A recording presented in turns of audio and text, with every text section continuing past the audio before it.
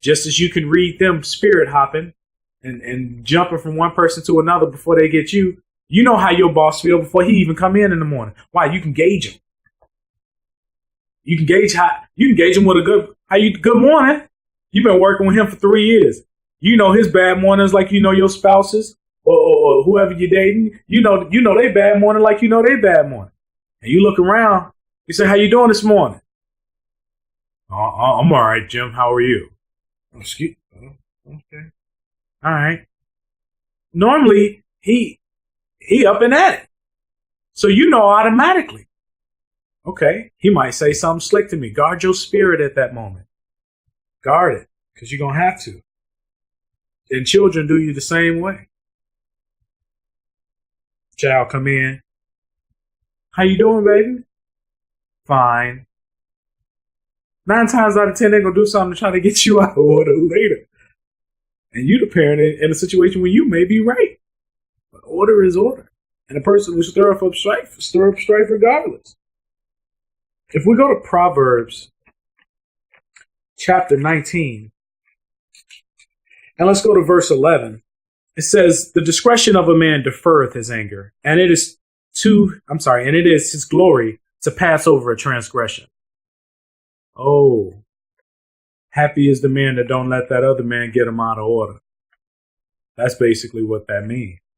I mean, the discretion of a man deferreth his anger. How do you defer your anger?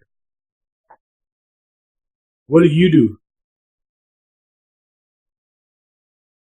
I mean, seriously, what are you doing to defer your anger? Are you swallowing it just to regurgitate it later in the cool of the day? Are you harboring it? Or are you letting it go? Are you deferring your anger to something else? Some of us have stress relievers. Some of us go to the gym.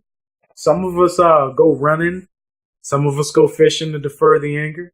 Come back and everything's fine. And God has blessed you with a heart of a child. So in that moment where you were deferring, you didn't forgave him. Okay. Well, then you're doing the right thing. But if you're doing anything outside of deferring your anger, then you are participating in a strife keeper's transgression. Don't be a willing participant of that foolishness. What for? What for? It says, and it is his glory to pass over his transgression. When you pass over a sin, it feels good.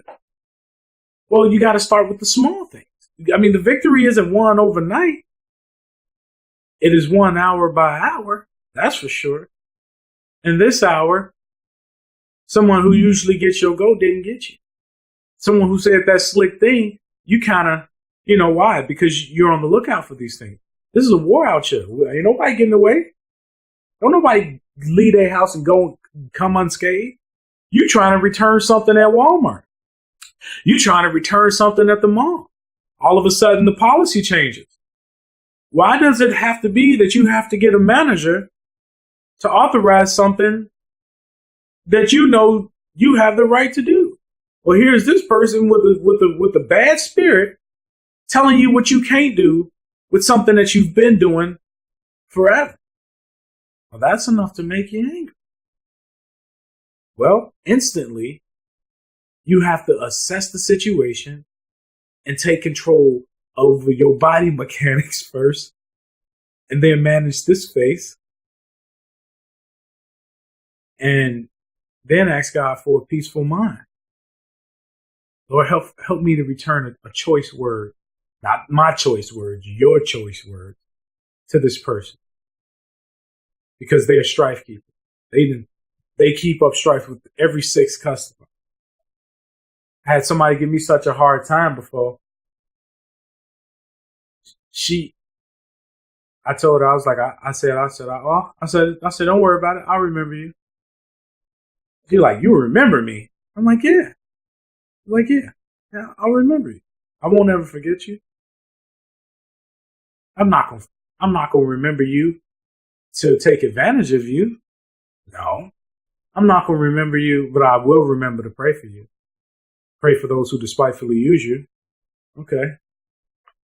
You know, nobody wants to hear that, especially when they didn't get you out of order, and all of a sudden it's a policy issue when there's no policy.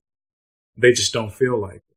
You got to be very careful, especially like I said, no one gets out here and goes unscathed. You know, if we take the time, and most of us have to learn how to be slow to anger. Do you even know how to be slow to anger? It is truly rewarding when you can manage the most primitive emotion in every last one of us with the help of the Lord. It is truly an honor and a pleasure to serve God when you manage anger.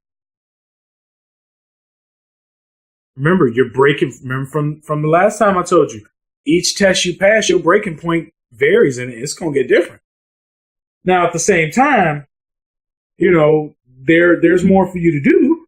Don't think there's not. There's more for you to do.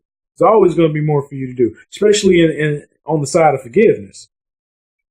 But if we go to Ecclesiastes chapter 7, verse 9, it says, "Be not hasty in thy spirit to be angry, for anger rests in the bosom of fools."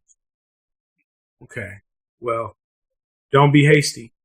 You know, but don't be in a hurry. What, to be angry? Why? What for? What is that going to benefit you if you didn't be in a hurry to get angry? Well, maybe you can actually hear the whole matter before you actually come up with a reason as to why you should judge it the way you judged it. But if you're angry, your judgment is clouded because you weren't slow to anger. Oh, well, then it says anger rests in the bosom of fools. Well, what kind of person holds anger against another person? Someone who's vengeful. I got anger in my heart towards you. I'm angry every time when I just don't like you. Every time I see you, there's a problem.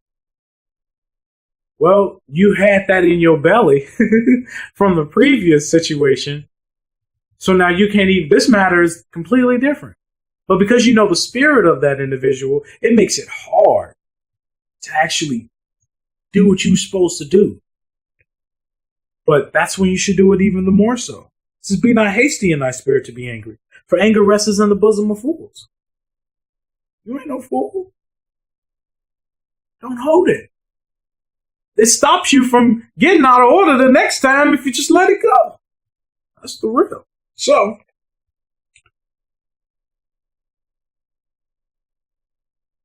my question is, do you know how to keep the anger out of your stomach? Yeah, you know what? I'm going to submit it. Submit it don't mean swallow it.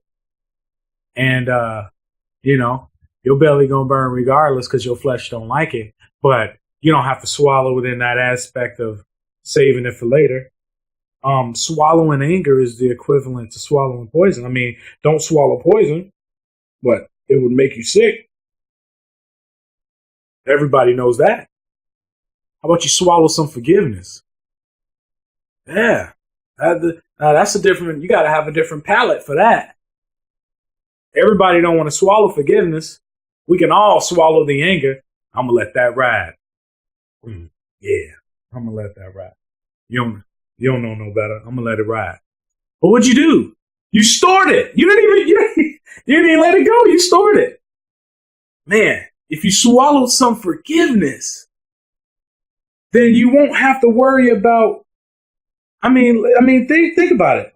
When you swallow anger, it rests in your belly, then it upsets your stomach, and you throw it up in the form of an outburst. You throw it up in the form of a future confrontation with that person. Oh, because you didn't swallow forgiveness, now you're recanting and you're not recanting. You're bringing back everything else to remembrance to that person who wronged you. Well, remember when you did this, that, and the third? And remember when you did this, that, and the third? And now look what you're doing. And now you're just not reminding them of what they've wronged you at. You reminding them with a real bad spirit. And the spirit that they came at you with, that got you out of order in the first place, is the exact same spirit you have right now because you didn't swallow forgiveness. There's a right way and a wrong way to do everything. But when we swallow anger, we vomit it up. We should learn to swallow the forgiveness.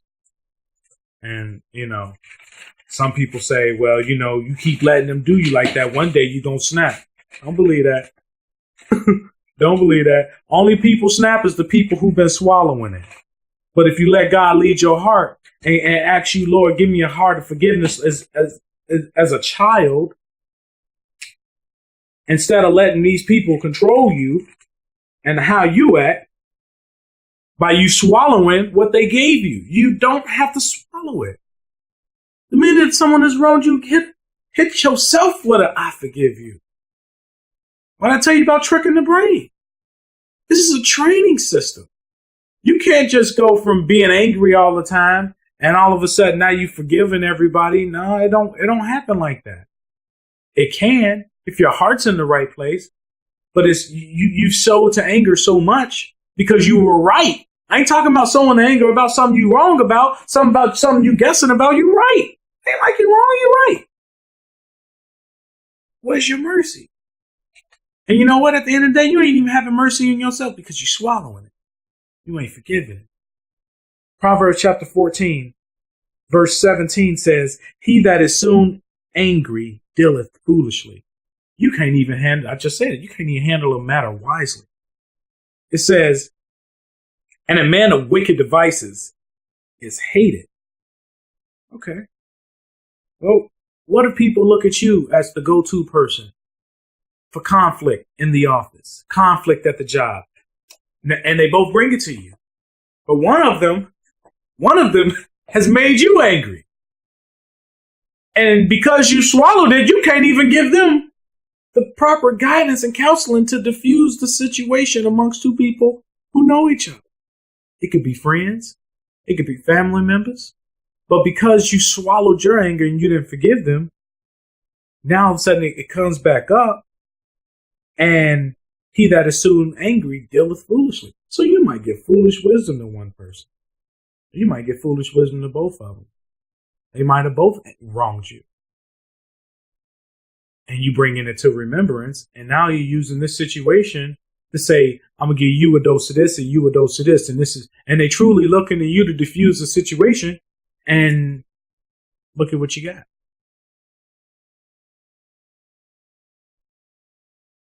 It says, he that is soon angry dealeth foolishly. You can't judge a matter properly. You can't discipline properly. It's hard out here, boy. I'm trying to say. Proverbs chapter 21. Verse 19.